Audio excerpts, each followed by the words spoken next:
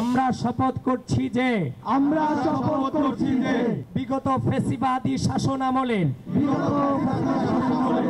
ঘৃণিত গণরম প্রথা যে কোনো মূল্যে আমাদের ক্যাম্পাসে তা আর কখনো ফিরে আসতে দিব না। ছাত্রদল সমর্থিত প্যানেলের শপথ। ডাকসু নির্বাচনের প্রচারের শেষ দিনের প্রচার প্রচারণায় আবিদ সাদিকের নানা অভিযোগ। আমরা আশা রাখছি ঢাকা বিশ্ববিদ্যালয়ের প্রত্যেকটা শিক্ষার্থী তাদের ভোট প্রয়োগ করার জন্য আসবেন। ভোটারদের উপস্থিতিটা নিশ্চিত করাটা এখন সবচেয়ে বড় চ্যালেঞ্জ সকলের জন্য। নির্বাচন কমিশনের অ্যাক্টিভিটি দেখে আমরা খুবই আশঙ্কিত, কারণ আমরা এখন পর্যন্ত যতগুলো অভিযোগ করেছি কোনো অভিযোগে ওনারা সুস্থ তদন্ত করতে পারেননি। অনাবাসিক শিক্ষার্থীরা পাল্টে দেবে ভোটের সমীকরণ, মন্তব্য মেঘমল্লার বসুর। চাই আমাদের অনাবাসিক ভাই বন্ধুদের প্রতি, আপনারা ভোট দিতে আসলে গোটা ইকুয়েশন বদলায় যাবে।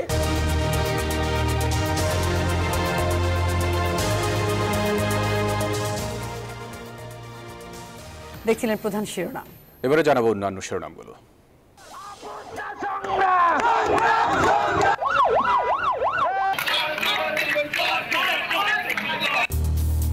আসন পুনর্বিন্যাস নিয়ে ক্ষোভ বাড়ছে ব্রাহ্মণবাড়িয়া পাবনায়। ফেব্রুয়ারি নির্বাচন কেউ ঠেকাতে পারবে না বললেন প্রেস সচিব। ভোট উৎসবে পুলিশকে নির্দেশনা। আপনারা কিন্তু রাজনৈতিক দলের থেকে একটু দূরে থাকবেন। আমি এর আগে বহুবার আপনাদের বলছি, আপনারা এখন যদি তেল দেওয়া শুরু করে দেন, আপনাদের কিন্তু নির্বাচনের পর আপনাকে তেল শেষ হয়ে যাবে। দক্ষিণ সিটির তেলকাণ্ড নিয়ে নগর ভবনে দুদকের হানা। 40 দিন বন্ধ অবস্থাতেই উধাও 5 কোটি টাকা, জড়িত ড্রাইভার থেকে ঊর্ধ্বতনরাও। বদরুদ্দিন উমরের মৃত্যুতে শোকের ছায়া। ফ্যাসিবাদ বিরোধী কণ্ঠস্বরের বিদায়ে শোকাহত ডক্টর ইউনুস, তারেক রহমান। কাল শহীদ মিনারে সর্বস্তরের শ্রদ্ধা। সন্তান হত্যাকারীদের ফাঁসি চান শহীদ আনাসের মা। ট্রাইব্যুনালে যে রায় শেখ হাসিনার বিরুদ্ধে ক্ষোভ। আবু সাইদ হত্যার সাক্ষ্য গ্রহণ চলবে। কারাকাসের আকাশে যুদ্ধের দামামা। ভেনেজুয়েলার ফাইটার বিমান দেখামাত্র গুলির নির্দেশ ট্রাম্পের। হুমকি দিয়েও আলোচনার প্রস্তাব মাদুরোর। এবং বিসিবির সাথে সুসম্পর্ক রেখে কাজ করতে চায় কোয়াবের নতুন কমিটি। ক্রিকেটারদের আস্থা ফেরাতে চান সভাপতি মোহাম্মদ মিঠুন।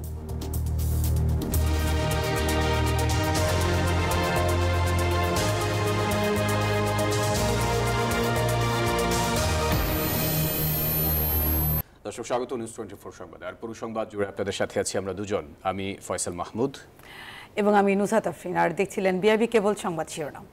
চলে যাব পুরো খবরে। রাত 10টায় শেষ হচ্ছে ডাকসু নির্বাচনের প্রচার প্রচারণা। শেষ দিনে শপথ নিলেন ছাত্রদল সমর্থিত প্যানেলের সব প্রার্থীরা। নির্বাচিত হলে সাম্য, মানবিক মর্যাদা ও শিক্ষার্থী বান্ধব ক্যাম্পাস গড়ে তোলার অঙ্গীকার করেন তারা। এদিকে শিবির সমর্থিত প্রার্থী সাদিক কায়েম অভিযোগ করেছেন, একটি রাজনৈতিক দলের পক্ষে ফোন করে ভোট চাওয়া হচ্ছে। আর বাম জোটের প্রার্থী মেঘমল্লার বসু বলেছেন, অনাবাসিক শিক্ষার্থীরা ভোট দিতে পারলে বদলে যাবে ভোটের সব সমীকরণ। আমরা শপথ করছি যে আমাদের বোনদের তথা নারী শিক্ষার্থীদের জন্য ঢাকা বিশ্ববিদ্যালয় ক্যাম্পাসকে একটি নিরাপদ, নিয়মতান্ত্রিক এবং সুরক্ষিত এলাকায় পরিণত করব। ডাকসু নির্বাচনের প্রচারের শেষ দিনে কলাভবনের সামনে বটতলায় শপথ নিলেন ছাত্রদল সমর্থিত প্যানেলের সব প্রার্থীরা। জাতীয় সঙ্গীতের মাধ্যমে শুরু হওয়া অনুষ্ঠানে নির্বাচিত হলে সাম্য, মানবিক মর্যাদা ও শিক্ষার্থী বান্ধব ক্যাম্পাস গড়ে তোলার অঙ্গীকার করেন তারা। এরপর প্রচারণায় নেমে পড়েন প্যানেলের প্রার্থীরা। নিজেদের অঙ্গীকার মেনে চলার শপথ করে জানান, শিক্ষার্থীদের ম্যান্ডেট নিয়ে কাজ করবেন তারা। আমরা আজকে শপথ বাক্য পাঠ করেছি, যদি আমাদের মধ্যে কেউ জিতে, একজনও যদি জিতে থাকে, তাহলে সে এই শপথের বলিয়ান হয়ে আমাদের যে অঙ্গীকারনামা, 10 দফা অঙ্গীকারনামা, তা বাস্তবায়নের জন্য কাজ করে। মাঠে ইতোমধ্যে কিন্তু বিভিন্ন প্রোপাগান্ডা, মিস ইনফরমেশন, ডিসইনফরমেশন ছড়ানো হয়েছে। এই বিষয়গুলো ক্লিয়ার এবং শিক্ষার্থীদের প্রতি আমাদের যে প্রতিজ্ঞা রয়েছে, সেই প্রতিজ্ঞাবদ্ধতার জন্য আমাদের এই শপথ বাক্য পাঠ করা হবে। এ সময় প্রচারণার ফাঁকে নিউজ 24কে ভিপি প্রার্থী আবেদুল ইসলাম খান জানান, ডাকসু নির্বাচনে প্রচারণার সময় যথেষ্ট ছিল না। আমরা আশা রাখছি ঢাকা বিশ্ববিদ্যালয়ের প্রত্যেকটা শিক্ষার্থী তাদের ভোট প্রয়োগ করার জন্য আসবেন। ভোটারদের উপস্থিতিটা নিশ্চিত করাটা এখন সবচাইতে বড় চ্যালেঞ্জ সকলের জন্য। প্রচারণার আরও সময়ের প্রয়োজন ছিল, আমরা চেষ্টা করে যাচ্ছি। আমাদের প্রচারণার যে সময়টুকু পেয়েছি সেই সময় থেকে শুরু করে আজ পর্যন্ত একটা সেকেন্ড এই প্রচারণার বাইরে কাটাইনি। সাধারণ শিক্ষার্থীদের কাছে পৌঁছানোর চেষ্টা করেছি, কিন্তু হয়তো 40,000 স্টুডেন্টের কাছে পৌঁছাতে পারিনি। আর হাসপাতাল থেকে ফিরে মধুর ক্যান্টিনে সংবাদ সম্মেলন করেন প্রতিরোধ পর্ষদের জিএস প্রার্থী মেঘমল্লার বসু। তার দাবি, অনাবাসিক শিক্ষার্থীদের ভোট হতে পারে বড় ফ্যাক্টর। আপনারা যাকে খুশি তাকে ভোট দিন, কিন্তু 9 তারিখ প্লিজ প্লিজ ভোট দিতে আসুন। আপনারা ভোট দিতে আসলে গোটা ইকুয়েশন বদলায় যাবে। এখানে যত সমীকরণ হচ্ছে এই সমীকরণগুলা কিচ্ছু দাঁড়াবে না। এখানে স্বাধীনতা বিরোধীরা একটা পোস্টেও জিতে আসতে পারবে না। এরই মধ্যে শিক্ষার্থীদের ফোনে একটি নির্দিষ্ট দলের নেতারা ভোট দিতে চাপ দিচ্ছেন বলে অভিযোগ করেন ছাত্র শিবির সমর্থিত ঐক্যবদ্ধ শিক্ষার্থী জোটের ভিপি প্রার্থী সাদিক কায়েম। আমরা নির্বাচন কমিশনের অ্যাক্টিভিটি দেখে আমরা খুবই আশঙ্কিত, কারণ আমরা এখন পর্যন্ত যতগুলো অভিযোগ করেছি কোনো অভিযোগে ওনারা সুস্থ তদন্ত করতে পারেননি এবং আমাদেরকে কোনো ফিডব্যাকও জানাননি। কেন্দ্রের পরিমাণ খুবই কম, ফলে অনেকে হয়তো আনকমফোর্টেবল ফিল করবেন বা হইলো লাইনে দাঁড়ানোর যে ভয়, সেই ভয় থেকে হয়তো আসবেন না। আমরা প্রশাসনকে বারবার বলেছিলাম যে কেন্দ্রের পরিমাণ বাড়াতে, কিন্তু সেটা তারা ভ্রুক্ষেপ করেননি। আমরা মনে করি যে অবশ্যই শিক্ষার্থীদের জন্য একটা কমফোর্টেবল পরিবেশে তাদের ভোট দেওয়া যায় সেই ব্যবস্থাটা করার দরকার ছিল। এদিকে নির্বাচনকে সুষ্ঠু ও সুন্দর করতে 10 দফা দাবি নিয়ে সংবাদ সম্মেলন করেছে শিক্ষক নেটওয়ার্ক।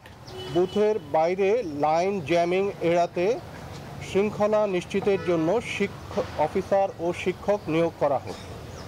আমরা আশঙ্কা প্রকাশ করেছিলাম সর্বসাধারণের প্রবেশ পথ বন্ধ করলে যারা বিঘ্ন ঘটাতে চায় তাদের প্রবেশ রোধ করা যায় না। অন্যদিকে জাল ভোট ও গুজব ছড়ানোর বিষয়ে সতর্ক থাকার কথা জানিয়েছেন নির্বাচনের চিফ রিটার্নিং কর্মকর্তা। ইতিমধ্যে আমাদের কাছে সংবাদ আসছে আর কি, বিভিন্ন কর্নার থেকে জাল ভোট কোথাও কোথাও তৈরি হচ্ছে।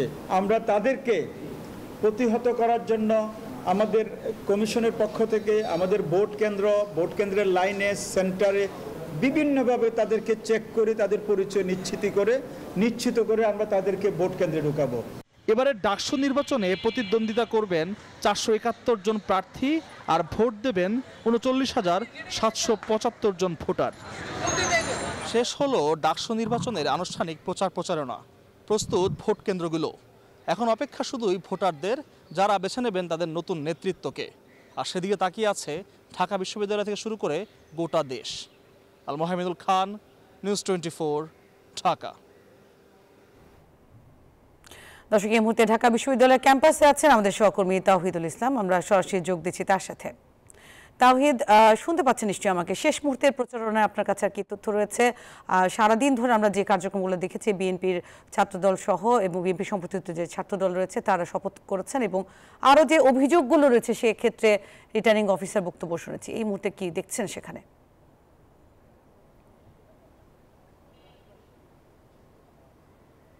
ধন্যবাদ আপনাকে। জানেন, এখন সন্ধ্যা 7টা বাজে, আর 3 ঘন্টা পর অর্থাৎ রাত 10টার সময় কিন্তু শেষ হবে ডাকসু নির্বাচনে প্রার্থীদের আনুষ্ঠানিক প্রচারণা। এরপর আর কেউ প্রচার করতে পারবে না, করলে তার নির্বাচনী আচরণবিধি ভঙ্গে ব্যবস্থা নেবে নির্বাচন কমিশন। সারাদিনে আজকে যেহেতু শেষ সময় ছিল প্রচারের সময়, সেহেতু সকাল থেকেই প্রার্থীরা কিন্তু সকল প্যানেলের প্রার্থীরা খুবই ব্যস্ত সময় পার করেছে। তারা শেষ সময় দিকে আপনি জানেন প্রায় এই ডাকসু নির্বাচনে প্রায় 40,000 ভোটার প্রত্যেকের কাছে যাওয়ার চেষ্টা করছেন। প্রতিটা হলে কিন্তু হলে গিয়ে শিক্ষার্থীদের কাছে প্রচার করেছেন, ক্যাম্পাসে প্রচার করছেন, নানানভাবে নানান উপায়ে তারা শিক্ষার্থীদের কাছে ভোট প্রত্যাশা করছেন। শেষ সময় তাদের নানান প্রতিশ্রুতি দিয়েছেন। এমনকি সকাল থেকে ছাত্রদলের শপথ বাক্য পাঠ থেকে শুরু করে কয়েক দফা সংবাদ সম্মেলন করছে বিভিন্ন প্যানেলের প্রার্থীরা। তারা বিশেষ করে বৈষম্যবিরোধী ছাত্র প্যানেল থেকে যে একটি অভিযোগ করা হয়েছে যে তারা 9 তারিখ ভোট গ্রহণকে কেন্দ্র করে নানান শঙ্কার কথা জানিয়েছেন। তারা বলছেন নির্দিষ্ট একটি প্যানেলকে জিতানোর জন্য ইঞ্জিনিয়ারিং করা হচ্ছে। এছাড়া তারা বলছেন আচরণবিধি লঙ্ঘনের যে অভিযোগগুলো তারা দিয়েছেন নির্বাচন কমিশন তার বিরুদ্ধে কোনো একটি দৃশ্যমান ব্যবস্থা নিতে পারেনি। এই ক্ষেত্রে তারা একটি শঙ্কা প্রকাশ করেছেন। এছাড়া ছাত্র শিবিরও কিন্তু একই কথা, প্রায় একই অভিযোগ করেছেন যে নির্বাচন কমিশন যে আচরণবিধির অভিযোগগুলোর ভালো করে ব্যবস্থা নিতে পারেননি। এছাড়া জাল ভোটের সংখ্যার কথা একটি অভিযোগ পেয়েছে নির্বাচন কমিশন, তারা সেটি ব্যবস্থা নেওয়ার কথা জানিয়েছেন। এছাড়া শেষ সময় এসে কিন্তু বুথের সংখ্যা বাড়ানো হয়েছে। এখন 810টি বুথে প্রায় 40,000 শিক্ষার্থী ভোটাধিকার প্রয়োগ করবেন এবং এই বুথের সংখ্যা বাড়ানোর কিন্তু অনুরোধ বা দাবি জানিয়েছিলেন প্রার্থীরা অনেক আগ থেকে, সেটি শেষ সময় এসে দাঁড়িয়েছে। সব কিছু মিলিয়ে কিন্তু ভোটার এবং প্রার্থীরা প্রত্যাশা করছেন যে একটি সুষ্ঠু নিরপেক্ষ ভোট হতে পারলে বিশ্ববিদ্যালয়ের ডাকসু নির্বাচনের মধ্যে দিয়ে ছাত্র প্রতিনিধিত্ব যেটা পাবেন সেটি বিশ্ববিদ্যালয়ের কল্যাণে ও শিক্ষার্থীদের কল্যাণে কাজ করবে। তো এই ছিল আমার কাছে থাকা সর্বশেষ তথ্য ডাকসু নির্বাচন নিয়ে। দর্শক, ঢাকা ইউনিভার্সিটি ক্যাম্পাস থেকে সরাসরি জানাচ্ছিলেন আমাদের সহকর্মী তাহিরুল ইসলাম। এদিকে রাকসু এবং জাকসু নির্বাচন ঘিরে সরগরম রাজশাহী ও জাহাঙ্গীরনগর বিশ্ববিদ্যালয় ক্যাম্পাস। রোববার দুপুরে রাকসু নির্বাচনে পূর্ণাঙ্গ প্যানেল ঘোষণা করেছে ছাত্রদল। এ সময় দ্রুতই ইশতেহার ঘোষণা করা হবে বলেও জানানো হয়। আর এদিকে জাকসু নির্বাচনে আচরণবিধি লঙ্ঘনের অভিযোগ উঠেছে। অবশ্য নির্বাচন কমিশন বলছে লঙ্ঘনকারীদের বিষয়ে কঠোর ব্যবস্থা নেওয়া হবে। প্রতিনিধিদের তথ্যচিত্রে ডেস্ক রিপোর্ট। রাজশাহী বিশ্ববিদ্যালয় কেন্দ্রীয় ছাত্র সংসদ নির্বাচনে পূর্ণাঙ্গ প্যানেল ঘোষণা করেছে ছাত্রদল। রোববার দুপুরে এক সংবাদ সম্মেলনে এই প্যানেল ঘোষণা করেন কেন্দ্রীয় ছাত্রদলের সাংগঠনিক সম্পাদক আমানুল্লাহ আমান। আমরা চাচ্ছি সকল অংশীজনের অংশগ্রহণের মধ্য দিয়ে একটি ঐতিহাসিক রাকসু নির্বাচন অনুষ্ঠিত হোক, যেটা নিয়ে কোনো প্রকার কোনো সুযোগ আছে বলে আমরা মনে করছি না। ভিপি পদে শেখ নুরুদ্দিন আবির ও জিএস পদে নাফিউল জীবনকে মনোনয়ন দিয়েছেন তারা। দ্রুতই ইশতেহার ঘোষণা করা হবে বলেও জানানো হয়। আমরা ইশতেহার দিব, শিক্ষার্থীদের মতামত নিয়ে ইশতেহার দিব, সেই ইশতেহার আমরা শিক্ষার্থীদের মতামত নিয়ে দিব, সেই আলোকে আমরা কাজ করব। 5 আগস্ট পরবর্তী আমাদের বিভিন্ন শিক্ষার্থী বান্ধব কার্যক্রমের মাধ্যমে আমরা ব্যাপকভাবে প্রশংসিত। আল্লাহর রহমতে ইনশাআল্লাহ আমরা বিজয়ের ব্যাপারে আশাবাদী। এদিকে দ্রুত প্যানেল ঘোষণার প্রস্তুতি নিচ্ছেন অন্যান্য ছাত্র সংগঠন ও স্বতন্ত্র প্রার্থীরা। পরিবেশ ও সমাজ কল্যাণ সম্পাদক, সহকারী সম্পাদক পদে নির্বাচন করছি স্বতন্ত্র। আর খুব দ্রুতই ইশতেহার দেওয়া হবে। আজ মনোনয়নপত্র দাখিল করেছি। আমরা শিক্ষার্থীদের দ্বারে দ্বারে যাচ্ছি এবং শিক্ষার্থীদের চাওয়া পাওয়াগুলো আমরা ডকুমেন্টেশন করছি। সেই ডকুমেন্টেশনের ভিত্তিতে আমাদের যে ইশতেহার যে প্রকাশ করা হবে। নির্বাচন কমিশন বলছে যাদের নামে মামলা আছে তারা প্রার্থী হওয়ার সুযোগ পাবে না। এদিকে জাকসু নির্বাচন ঘনিয়ে আসায় ব্যস্ত সময় পার করছেন প্রার্থীরা। তবে প্রচারণার সময় আচরণবিধি লঙ্ঘন করে ভোটের মাঠে অতিরিক্ত খরচ করছেন কেউ কেউ, এমন অভিযোগ উঠেছে। তো রয়ে গেছে, যেমন আমরা যদি বলি, আমরা দেখছি বহিরাগত এখনো পর্যন্ত ইউনিভার্সিটি বিভিন্ন জায়গায় ঘোরাফেরা করছে। পাশাপাশি হলগুলোতে আমরা দেখছি এখনো যারা সাবেক শিক্ষার্থী যারা আছে তারা এখনো বিদ্যমান রয়েছে। প্রশাসন এক্ষেত্রে কোনো প্রকারের যেই তাদেরকে কোনো কিছু করা বা তাদেরকে সময় বেঁধে দেওয়া সেটা করছে না। আচ্ছা, আমি এই যে আসন্ন জাকসু ইলেকশনে আমরা চাই, সাধারণ শিক্ষার্থীরা চাই যে প্রতিনিধি আর কি বের হয়ে আসবেন, নির্বাচিত হবেন, সে যেন শিক্ষার্থীদের হয়ে কাজ করেন। ভোটারদের কাছে যে তাদের মতামত কিংবা ক্যাম্পাসে কি সমস্যাগুলো আসলে খুব দ্রুত সময়ে সমাধান হওয়া দরকার, সেগুলো নিয়ে কথা বলতেছি। অবশ্য আচরণবিধি লঙ্ঘনকারীদের বিষয়ে কঠোর ব্যবস্থা নেওয়ার কথা জানিয়েছেন সংশ্লিষ্টরা। যদি লিখিত কোনো অভিযোগ পাই, আমরা সুস্পষ্ট লিখিত অভিযোগ, যেটি তার পরিপ্রেক্ষিতে আমরা ব্যবস্থা নেব। জাকসু নির্বাচনে ভোট গ্রহণ 11 সেপ্টেম্বর, আর রাজশাহী বিশ্ববিদ্যালয় ছাত্র সংসদ নির্বাচন অনুষ্ঠিত হবে আগামী 25 সেপ্টেম্বর। Desk report, news 24। সংসদীয় আসনের সীমানা পুনর্নির্ধারণ নিয়ে ক্ষোভ বাড়ছেই। আন্দোলনে আজও সরব ব্রাহ্মণবাড়িয়া, পাবনা, ফরিদপুর ও কুমিল্লা। ঢাকা সিলেট ও ঢাকা পাবনা মহাসড়ক অবরোধ করে বিক্ষুব্ধ জনতা। সৃষ্টি হয় 20 কিলোমিটার যানজট। এদিকে সীমানা পুনর্নির্ধারণে ইসি সর্বোচ্চ সতর্কতা ও নিরপেক্ষভাবে দায়িত্ব পালন করেছে বলে দাবি করেন নির্বাচন কমিশনার আনোয়ারুল ইসলাম সরকার। এ নিয়ে আদালতে বা অন্য কোনো কর্তৃপক্ষের কাছে প্রশ্ন তোলার সুযোগ নেই বলেও জানান তিনি। বৃহস্পতিবার 300 আসনের চূড়ান্ত সীমানার তালিকা প্রকাশ করে ইসি। 2023 সালের তালিকা থেকে 50টির মতো আসনে আসে পরিবর্তন। এরই অংশ হিসেবে চান্দুরা ও বোধন্তি ইউনিয়নকে ব্রাহ্মণবাড়িয়া 3 আসন থেকে বাদ দিয়ে ব্রাহ্মণবাড়িয়া 2 আসনে যুক্ত করে গেজেট প্রকাশ করে নির্বাচন কমিশন। প্রতিবাদে ক্ষোভে ফুঁসে ওঠে স্থানীয়রা। ঢাকা সিলেট মহাসড়ক আটকে লাগাতার বিক্ষোভ দেখাচ্ছেন তারা। রবিবার সকালেও সর্বদলীয় সংগ্রাম পরিষদের ব্যানারে সড়ক অবরোধ করেন তারা। এতে সৃষ্টি হয় 20 কিলোমিটার দীর্ঘ যানজটের। যদি আমাদেরকে সরলের সাথে নেওয়া হয় তাহলে আমাদের প্রশাসনিক সুবিধা হইতে আমরা বঞ্চিত হব এবং ভৌগোলিক, সামাজিক, রাজনৈতিক সকল অবস্থা থেকে আমরা বঞ্চিত হব। আমরা বারবার বলেছি যে এখানে বিজয়নগরের মানুষ সবসময় একত্রে থাকতে চাই। আমাদের সদর যাইতে 5 মিনিট সময় লাগে, আর সরাইল যাইতে আমাদের 1 ঘন্টা সময় লাগে। অন্যায়ভাবে পাবনা 1 আসনকে ভাগ করা হয়েছে দাবি করে সকাল 10:30টায় পাবনার সিএনভি মোড়ে অবরোধ শুরু করেন স্থানীয়রা। হুঁশিয়ারি দেয়, দাবি মানা না হলে বাঘাবাড়ি, কাজিরহাট সহ সকল নৌবন্দর অচল এবং বৃহৎ আকারের আন্দোলন গড়ে তোলার। বেড়াপিশালিকা যে নৌবন্দর, নাকালিয়া নৌবন্দর, কাজিরহাট চরনের যে নৌবন্দর গুলো আছে, এই নৌবন্দর গুলো অচল করে দেওয়া হবে। বিষয়টি নিয়ে রবিবার গণমাধ্যমে কথা বলেন ইসি আনোয়ারুল। জানান, সীমানা পুনরায় নির্ধারণে ইসি সর্বোচ্চ সতর্কতা ও নিরপেক্ষভাবে দায়িত্ব পালন করছে।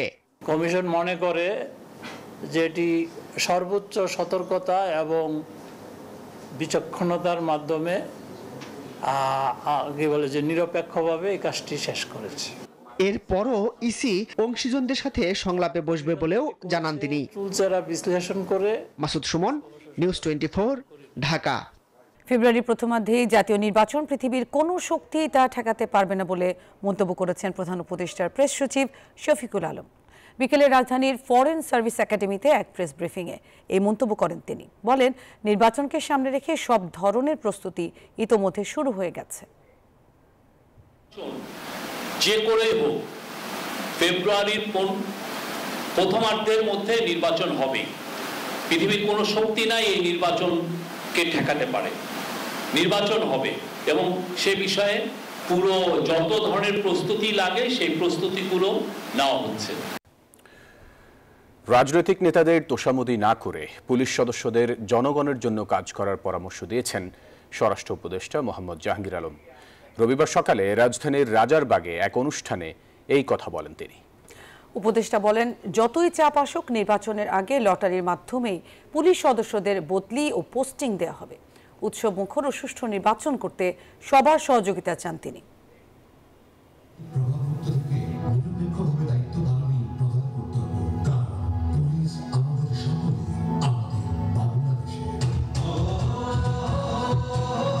ফেব্রুয়ারিতে ত্রয়োদশ জাতীয় সংসদ নির্বাচনে দায়িত্ব পালন করবেন পুলিশের 1.5 লাখ সদস্য।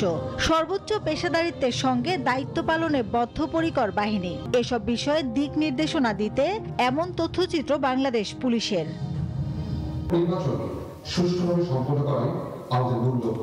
প্রস্তুতির অংশ হিসেবে নির্বাচনী প্রশিক্ষণ কর্মসূচির উদ্বোধন করা হয় রাজারবাগে। অনুষ্ঠানে যোগ দেন প্রধান উপদেষ্টার বিশেষ সহকারী খোদা বক্স, ডিএমপি কমিশনার, পুলিশের ঊর্ধ্বতন কর্মকর্তা ছাড়া উপস্থিত ছিলেন পুলিশ প্রধান বাহারুল আলম। নিরপেক্ষভাবে দায়িত্ব পালন করতে সবার প্রতি আহ্বান জানান আইজিপি। নির্বাচনের নিরাপত্তা দেওয়া এবং এটা সুষ্ঠুভাবে অনুষ্ঠানের সহযোগিতা করা, সহায়তা করা আমাদের জন্য একটি ঐতিহাসিক পরীক্ষা। আমরা যদি আমাদের সততা, দক্ষতা ও নিরপেক্ষতার মাধ্যমে এই দায়িত্ব পালন করি, তবে আমরা বাংলাদেশ পুলিশের ভাবমূর্তিকে নতুন উচ্চতায় নিয়ে যেতে সক্ষম হব। আপনাদের মধ্যে আপনাদের লোকজন দিয়ে আমরা উপর থেকে শুধু এই যেমন প্রশিক্ষণের সহায়তাটা, ব্যবস্থাপনার সহায়তা, আইজিপি সাহেব ফোর্স এখান থেকে ওখানে নিবে, স্বরাষ্ট্র মন্ত্রণালয় থেকে আমরা নানা রকম নির্দেশনা বলতে, কিন্তু কাজটা করবেন আপনারা। প্রশ্নবিদ্ধ হয়েছে বিগত 3টি নির্বাচন। এসব মাথা থেকে ঝেড়ে ফেলে আসন্ন নির্বাচন সুষ্ঠু করার নির্দেশ দেন স্বরাষ্ট্র উপদেষ্টা। আপনারা কিন্তু রাজনৈতিক দলের থেকে একটু দূরে থাকবেন। আমি এর আগে বহুবার আপনাদের বলছি, আপনারা এখন যদি তেল দেওয়া শুরু করে দেন, আপনাদের কিন্তু নির্বাচনের পর আপনাকে তেল শেষ হয়ে যাবে। উপদেষ্টা বলেন, পলাতক ফ্যাসিস্টরা অস্থিতিশীল পরিস্থিতি তৈরি করতে চায়, তাই সজাগ থাকতে হবে পুলিশ বাহিনীকে। বিভিন্ন বিষয়ে এই প্রশিক্ষণ শেষ হবে আগামী 15 ডিসেম্বরের মধ্যে। মাদক, জুয়া ও মেলার অনুমতি বন্ধ থাকবে। সড়ক ও পরিবহনে, বাজারে চাঁদাবাজি বন্ধ থাকবে। মাসুদা লাবণী, নিউজ 24, ঢাকা। শিগগিরই তারেক রহমান বাংলাদেশের মাটিতে ফিরবেন। তিনি দেশে ফিরলেই বিএনপি নির্বাচনের প্রচারণার অর্ধেক কাজ সম্পন্ন হবে। বিকেলে রাজধানীর কাকরাইলে ডিপ্লোমা ইঞ্জিনিয়ারিং ইনস্টিটিউট হলে বাংলাদেশ জাতীয়তাবাদী আইনজীবী ফোরামের প্রতিষ্ঠা বার্ষিকী উপলক্ষে আয়োজিত এক আলোচনা সভায় এসব কথা বলেন বিএনপির স্থায়ী কমিটির সদস্য সালাউদ্দিন আহমদ। সালাউদ্দিন আহমদ বলেন, বর্তমান সরকার সংবিধান মেনে ক্ষমতায় এসেছে। এক দেশে দুই সংবিধান চলতে পারে না। যারাই ক্ষমতায় আসবে তাদের দায়িত্ব হবে ঐক্যমতে পৌঁছানো বিষয়গুলো আগামী সংসদে বাস্তবায়ন করা। ঐক্য কমিশনে যারা নেতৃত্ব দিচ্ছেন তাদের উদ্দেশ্যে বলছি, সরকারের উদ্দেশ্যে বলছি, এমন কোনো বিধিবিধান অধ্যাদেশের মাধ্যমে আপনারা জারি করবেন না, পরবর্তীতে সেটা জটিলতা সৃষ্টি হতে পারে নির্বাচন অনুষ্ঠানের জন্য। সুতরাং যা ঐক্যমত প্রতিষ্ঠা হয়নি সেই বিষয়ে যদি আপনারা অবশ্যই কিছু কিছু বিষয়ে আলাপ আলোচনা ব্যতি রেখেই কিছু কিছু ছোটখাটো অধ্যাদেশে পরিবর্তন আনতে পারবেন অধ্যাদেশ প্রণয়নের মধ্য দিয়ে, কিন্তু এইগুলো মেজর পরিবর্তন, এইগুলো সমস্ত রাজনৈতিক দলের সাথে একটু আলোচনা করা দরকার। আন্দোলনে 40 দিন কার্যক্রম বন্ধ থাকলেও ঢাকা দক্ষিণ সিটি কর্পোরেশনে 5 কোটি টাকার তেল খরচ দেখানো হয়েছে, যার প্রাথমিক সত্যতা পেয়েছে দুদক। রোববার দুদকের অভিযানে সংস্থাটির কর্মকর্তারা জানান, জ্বালানি তেল চুরির ঘটনায় নগর ভবনের ড্রাইভার থেকে শুরু করে ঊর্ধ্বতন কর্মকর্তা পর্যন্ত দুর্নীতিতে জড়িত যদিও সংশ্লিষ্ট পরিবহন বিভাগ এ বিষয়ে কোনো সদুত্তর দিতে পারেনি। বিএনপি নেতা ইশরাক হোসেনকে মেয়রের দায়িত্ব বুঝিয়ে দেওয়ার আন্দোলনে গেল মে ও জুন মাস জুড়ে মোট 40 দিন কার্যক্রম বন্ধ ছিল নগর ভবনের। তবে এই সময়ে অফিসে কর্মকর্তাদের নামে থাকা গাড়ির বিপরীতে প্রতিদিন 14 থেকে 15 লিটার তেল খরচ দেখানো হয়েছে, এমন অভিযোগ এসেছে দুর্নীতি দমন কমিশনে। অফিস না করেও এই সময়ে জ্বালানি খরচ বাবদ প্রায় 5 কোটি টাকা তুলে নেওয়ার অভিযোগে রোববার নগর ভবনে অভিযানে যায় দুদক। এ সময় নথিপত্র জব্দ ও ড্রাইভারদের জিজ্ঞাসাবাদে জ্বালানি বিলে অনিয়মের প্রাথমিক সত্যতা পায় তারা। অভিযোগের মেইন বিষয়বস্তুটা ছিল অ্যাকচুয়ালি দক্ষিণ সিটি কর্পোরেশনের কর্মকর্তাদের জন্য বরাদ্দকৃত গাড়ির জ্বালানি তেলের ভুয়া খরচ দেখিয়ে কয়েক কোটি টাকা উত্তোলন করা হয়েছে। তো এটা ছিল অভিযোগের বিষয়বস্তু। আমরা ওই অভিযোগের প্রেক্ষিতে আজকে একটা অভিযান পরিচালনা করি এখানে। তো বিভিন্ন রেকর্ডপত্র আমরা পর্যালোচনা করার প্রেক্ষিতে যেটা প্রাথমিকভাবে প্রতীয়মান হয়েছে যে এই অভিযোগের সত্যতা রয়েছে। অভিযানকালে পরিবহন শাখার মহাব্যবস্থাপককে পাওয়া যায়নি, তবে সহকারী ব্যবস্থাপক জানান গড়িমসির কারণ জানাতে পারবেন কেবল ঊর্ধ্বতন কর্তৃপক্ষ। আসলে আমাদের সংশ্লিষ্ট কর্মকর্তা যারা গাড়ি ইউজ করেন, স্যাররা আপনার জ্বালানি ইস্যু করেন, এটা স্যারদের বক্তব্যটা সবচেয়ে জরুরি আর কি। জব্দ করা নথি বিশ্লেষণ করে কমিশনে প্রতিবেদন দাখিল করা হবে। এর ভিত্তিতেই পরবর্তী পদক্ষেপ নেওয়া হবে বলেও জানান অভিযান পরিচালনাকারী দল। বদরুল আলম শাওন, নিউজ 24, ঢাকা। সর্বস্তরের মানুষের শ্রদ্ধা জানাতে কাল কেন্দ্রীয় শহীদ মিনারে রাখা হবে প্রখ্যাত লেখক, গবেষক, শিক্ষক এবং বামপন্থী রাজনীতিবিদ বদরুদ্দিন উমরের মরদেহ। জুরাইন কবরস্থানে বাবা মায়ের কবরের পাশে শায়িত হবেন তিনি। ফ্যাসিবাদ বিরোধী লেখক বদরুদ্দিন উমরের মৃত্যুতে শোক জানান প্রধান উপদেষ্টা ডক্টর মোহাম্মদ ইউনূস ও বিএনপির ভারপ্রাপ্ত চেয়ারম্যান তারেক রহমান। সকাল 10টায় রাজধানীর একটি হাসপাতালে শেষ নিঃশ্বাস ত্যাগ করেন তিনি। ভালো ছাত্র আগে তারা রাজনীতি করতে আসতো, এখন কোনো ভালো ছাত্র চিন্তাই করতে পারে না রাজনীতি করবে। না ফেরার দেশে লেখক, গবেষক, বুদ্ধিজীবী ও বামপন্থী রাজনীতিবিদ বদরুদ্দিন ওমর 94 বছর বয়সে রোববার সকালে রাজধানীর একটি হাসপাতালে মারা যান তিনি। বদরুদ্দিন ওমরের মৃত্যুতে ফ্যাসিবাদ বিরোধী দেশের রাজনীতির আকাশে জমেছে শোকের মেঘ। বেলা 12:15টার দিকে তার মরদেহ লাশবাহী ফ্রিজিং গাড়িতে বাসায় নিয়ে যাওয়া হয়। আগামীকাল সকাল 10টায় কেন্দ্রীয় শহীদ মিনারে শেষ শ্রদ্ধা এবং লাল সালাম আমরা জানাতে চাই এবং তারপরে দুপুরে তাকে দাফন করা হবে জুরাইন গোরস্থানে। মুক্তবুদ্ধি প্রগতির সংগ্রামে উজ্জ্বল বাতিঘর ছিলেন বদরুদ্দিন ওমর। শেখ হাসিনার ফ্যাসিবাদ ও স্বৈরাচারী সরকারের পরিবর্তনের জন্য গোড়া থেকেই গণঅভ্যুত্থানের কথা বলছিলেন তিনি। জুলাই আন্দোলনকে উপমহাদেশের একটি অভূতপূর্ব গণঅভ্যুত্থানের স্বীকৃতি দেন তিনি। Bangladesh institute of cardiology and hospital, ওইটা পারলাম না আমরা আজকে সকালেই আমাদের রাজনৈতিক আন্দোলন সংগ্রামের সংগঠনের মধ্য দিয়ে তিনি সেই শোষক শ্রেণীর বিরুদ্ধে তিনি সক্রিয় থেকেছেন। আজকে 24-এর গণ অভ্যুত্থান, এটা তিনিই প্রথম স্বীকৃতি দিয়েছিলেন। মানুষের মুক্তির স্বপ্নে কিভাবে নিয়োজিত করতে হয় তার দৃষ্টান্তের জন্য বহু প্রজন্ম তার কাছে ফিরে আসবেন। বদরুদ্দিন ওমরের মৃত্যুতে গভীর শোক প্রকাশ করেছে প্রধান উপদেষ্টা ডাক্তার মোহাম্মদ ইউনূস। শোক বার্তায় প্রধান উপদেষ্টা বলেন, বদরুদ্দিন ওমর ছিলেন মুক্তবুদ্ধি ও প্রগতির সংগ্রামের এক উজ্জ্বল বাতিঘর। দেশের প্রখ্যাত চিন্তক প্রবীণ রাজনীতিক বদরুদ্দিন ওমরের মৃত্যুতে গভীর শোক ও দুঃখ প্রকাশ করেছেন বিএনপির ভারপ্রাপ্ত চেয়ারম্যান তারেক রহমান। বিবৃতিতে বিএনপির ভারপ্রাপ্ত চেয়ারম্যান বলেন, স্বাধীন চেতা নির্ভীক কণ্ঠস্বরের বিদায় জনমনে হতাশার সৃষ্টি করেছে। কোনো ভীতি বা হুমকি তাকে নিবৃত্ত করতে পারেনি তার কর্তব্য কর্ম থেকে। স্বৈরতন্ত্রকে উপেক্ষা করে তিনি তার স্বাধীন মতামত প্রকাশে কখনোই কুণ্ঠিত হননি। তিনি এদেশে ছিলেন স্বাধীন বিবেকের এক প্রতীক। সামিয়া মাহতাব রোজা, নিউজ 24, ঢাকা। সন্তান হত্যাকারীদের সর্বোচ্চ সাজা ফাঁসি চান শহীদ আনাসের মা। চাংখারপুলে আনাস সহ 6 হত্যার ঘটনায় আন্তর্জাতিক অপরাধ ট্রাইব্যুনালের জেরায় এই দাবি জানান শহীদ আনাসের মা সানজিদা খান দীপ্তি। মামলার 8 আসামি ছাড়াও এই হত্যার জন্য দায়ী করেন সাবেক প্রধানমন্ত্রী শেখ হাসিনা, সাবেক স্বরাষ্ট্রমন্ত্রী আসাদুজ্জামান খান কামাল, ওবায়দুল কাদের ও সাবেক আইজিপিকে। মাকে চিঠি লিখে 5 আগস্ট বাড়ি থেকে বেরিয়ে যান শাহরিয়ার খান আনাস। এরপর গুলিবিদ্ধ হয়ে চাংখারপুল এলাকায় নিহত হন আনাস সহ 6 জন।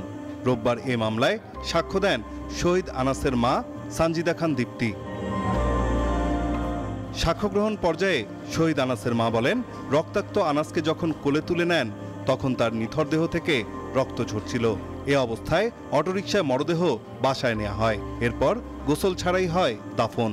এই সন্তানের যে মৃত্যু সনদ এবং যে হাসপাতালে ভর্তির জরুরি বিভাগের টিকিট, এই দুইটি রক্তাক্ত অবস্থায় ছিল, সেটাও ট্রাইব্যুনালে দাখিল করেছেন এবং সেখানে লেখা ছিল যে সে গান শট ইনজুরিতে মৃত্যু হয়েছে এবং তাকে মৃত্যু অবস্থায় হাসপাতালে নেওয়া হয়েছে। উনি বলেছেন যে আমার সন্তানকে যেভাবে হত্যা করা হয়েছে সেই হত্যার বদলে আমি আসামিদের হত্যা চাই, মানে ফাঁসি চাই, উনি এটা বোঝাতে চেয়েছেন। এদিকে জেরার সময় আনাসের মাকে বিব্রতকর প্রশ্ন করতে থাকে আসামি পক্ষের আইনজীবীরা।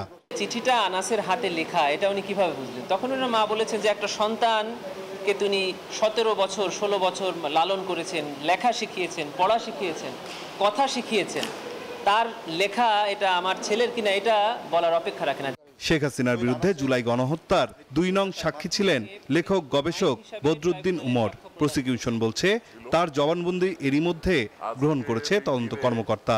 আন্তর্জাতিক অপরাধ ট্রাইব্যুনাল আইনের 1902 ধারায় যে কোনো সাক্ষী ইনভেস্টিগেশন অফিসারের কাছে সাক্ষ্য প্রদানের পরে ট্রায়াল স্টেজে যদি উনি মারা যান, এটা যদি ট্রাইব্যুনাল নিশ্চিত হন যে উনি মারা গেছেন, তখন প্রসিকিউশনের আবেদনের প্রেক্ষিতে এই আয়োর কাছে দেওয়া জবানবন্দি ট্রাইব্যুনাল সাক্ষ্য হিসেবে গ্রহণ করতে পারেন।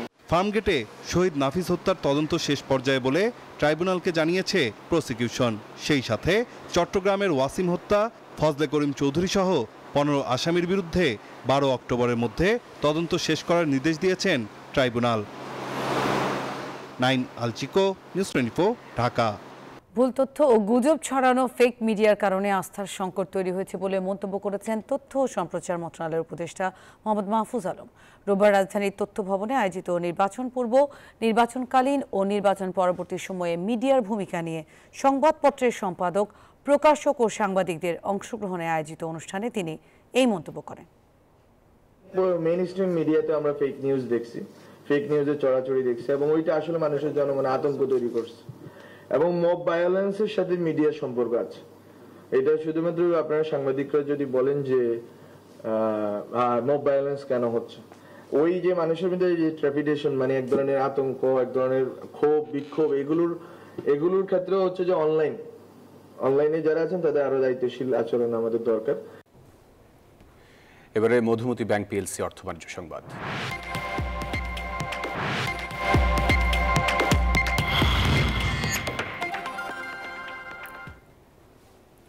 বৈশ্বিক বাজারে বাণিজ্য সুবিধা আদায়ে বাংলাদেশের অবস্থান এখনও যথেষ্ট শক্তিশালী নয়, এমনটা মনে করেন বাণিজ্য উপদেষ্টা শেখ বশিরউদ্দিন। রাজধানীতে এক সেমিনারে বাণিজ্য উপদেষ্টা আরও বলেন, গুটি কয়েক রপ্তানি পণ্য নিয়ে রপ্তানির বাজারে দর কষাকষি করা বেশ কঠিন। অর্থনীতি বিশ্লেষকরা বলেন, এলডিসি উত্তরণের পর মুক্ত বাণিজ্য চুক্তি ছাড়া চলা কঠিন হয়ে পড়বে। এখন থেকে এসব নিয়ে কাজ করা প্রয়োজন। এখনও তৈরি পোশাক খাতের উপর অতিমাত্রায় নির্ভরশীল দেশের রপ্তানি বাণিজ্য। তবে সম্ভাবনা থাকলেও নানা প্রতিবন্ধকতায় প্রত্যাশা পূরণ করতে পারছে না চামড়া, চামড়াজাত পণ্য, কৃষি, পাটজাত পণ্য, হোম টেক্সটাইল হিমায়িত পণ্যের রপ্তানি আয়। ফলে টেকসই রপ্তানির ঊর্ধ্বমুখী ধারা বজায় রাখার বড় চ্যালেঞ্জে বাংলাদেশ। এমন বাস্তবতায় রাজধানীর একটি হোটেলে এই সেমিনার। বক্তারা বলেন 2026 সালে এলডিসি উত্তরণের পর বাংলাদেশকে বাণিজ্য সুবিধা অর্জন করতে হবে। এজন্য প্রয়োজন দীর্ঘমেয়াদী পরিকল্পনা। In many places we do technical work, gravity modeling stuff, trade negotiation model, partial equilibrium analysis, identifying the sectors, talking about offensive and defensive interest, rules of origin requirements. There was no effort to bring everything under one concrete umbrella, and I think this pool is going to facilitate that. বক্তারা বলেন বাণিজ্যের ক্ষেত্রে এখনো বিশ্বের বিভিন্ন দেশের কাছে চাহিদার জায়গা তৈরি করতে পারেনি বাংলাদেশ। সেক্ষেত্রে চাহিদা তৈরির পাশাপাশি পণ্যের বৈচিত্র্যকরণের বিকল্প দেখছেন না তারা। So we don't have the heft globally on our own to demand a lot of things. So we need to think strategically about what can be done plurilaterally as clusters of regions. How can we dovetail other people's negotiations? এ সময় বাণিজ্য উপদেষ্টা জানান গুটি কয়েক রপ্তানি পণ্য নিয়ে দর কষাকষি করা বেশ কঠিন। Rapidly evolving global trade landscape, Bangladesh stands at a critical juncture as the nation transitions from LDC status. The ability to negotiate effectively has become paramount for securing a favorable trade agreements and sustaining a long-term economic growth. এদিকে LDC উত্তরণের পরও বাংলাদেশকে বাণিজ্য সুবিধা দেওয়ার কথা জানান ঢাকায় নিযুক্ত British high commissioner Sarah Cook. It gives certainty to Bangladeshi exporters that they will continue to get duty-free access to the UK even after LDC graduation. দেশের অভ্যন্তরে দাপ্তরিক জটিলতা ও ধীরগতি আন্তর্জাতিক বাণিজ্যে দর কষাকষিতে বড় বাধা। তাই এসব সংকট দূর করার পরামর্শ বিশ্লেষকদের। রিয়াদ সুমন, নিউজ 24, ঢাকা। আর এই ছিল এখনকার নিউজ 24 সংবাদে। এতক্ষণ সাথে থাকায় ধন্যবাদ সবাইকে।